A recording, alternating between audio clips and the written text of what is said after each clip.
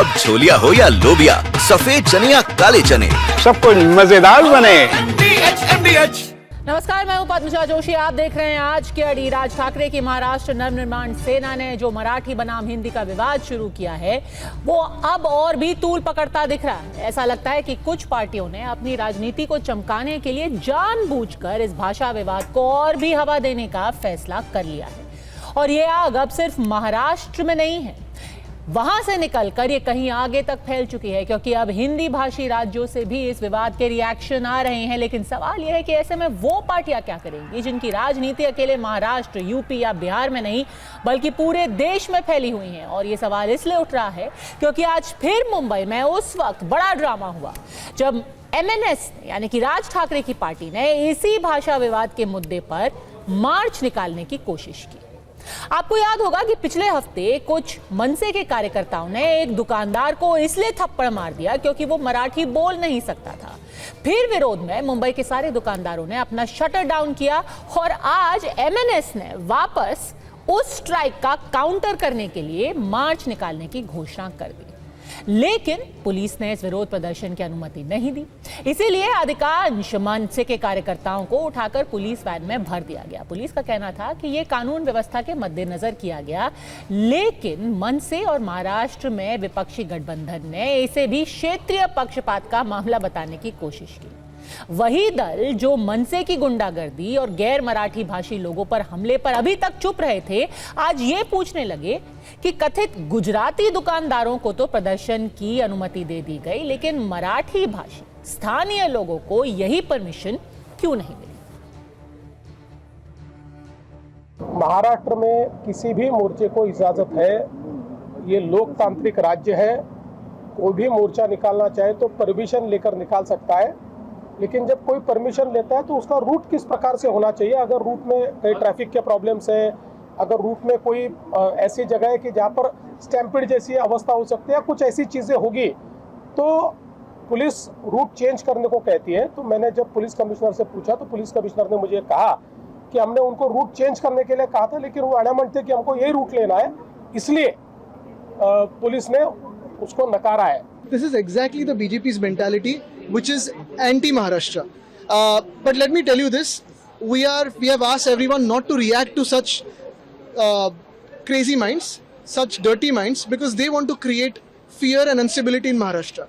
These are the same people who want to create division in Maharashtra, and we will not tolerate this. एक बाजू BJP के माध्यम से जो पर प्रांतीय है उनको परमिशन दी जाती है, और दूसरे बाजू मराठी लोग जब आंदोलन की सोच करते हैं वहां पे उनको रुकाया जाता है। तो यहाँ पे भेदभाव बीजेपी कर रही है ऐसे दिख रहा है।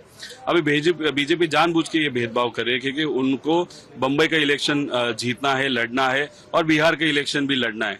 ये पूरी तरह से गंदी राजनीति है। अभी महाराष्ट्र में निकाय का चुनाव आने वाला है। ये दोनों तारा सितारा जो हैं ये बेरोजगार हैं, एक सीट नहीं है इनके पास, ना इनके पास एक सांसद है, ना इनके पास एक विधायक है, ना इनके पास एक कोई राज्यसभा सीट है, कुछ नहीं है। इनका राजनीतिक जो पूरा करियर है वो जीरो है। उसके बाद भी ये लोग इस तरह की गंदी राजनीति कर रहे हैं कि देश के अन्य भाग से आने वाले हिंदी भाषियों पर ये हमला कर रहे हैं। तो मैं पूरे देश से ये कहता हूं कि इनका विरोध करो, क्योंकि ये गलत हो रहा है। अगर इसको यहीं नहीं रोका गया तो आगे चल के और खतरनाक अंजाम होगा। अच्छा, राजनीति तो इस मुद्दे पर हो ही रही है, लेकिन सबसे ज्यादा मुश्किल है बीजेपी और कांग्रेस जैसी पार्टियों के लिए।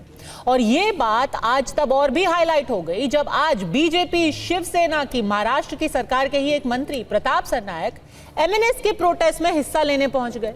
वहीं बीजेपी सांसद निशिकांत दुबे के दिए गए एक बयान की सफाई मुख्यमंत्री देवेंद्र फडणवीस को खुद देनी पड़ी। वहीं कांग्रेस के सामने यह धर्म संकट है कि वो हिंदी बनाम मराठी के विवाद पर आखिर साइड ले किसकी। कांग्रेस पार्टी का मानना है कि हर हिंदुस्तानी भाषा को, हर भाषा जो हमारे देश में बोली जाती है, इस्तेमाल की जाती है, उसको बराबरी का सम्मान देना चाहिए। कोई भाषा को ऊंचे और कोई भाषा को नीचे हम लोग को दिखा नहीं सकते। और जिस प्रांत में जो भाषा बोली जाती है वहां की उस भाषा के भाषा बोलने वाले होते हैं, भाषा के प्रेमी लोग होते हैं, भाषा को चाहने वाले लोग होते हैं। तो उनको जो है उनकी भावनाओं को ठेस नहीं पहुंचाना चाहिए।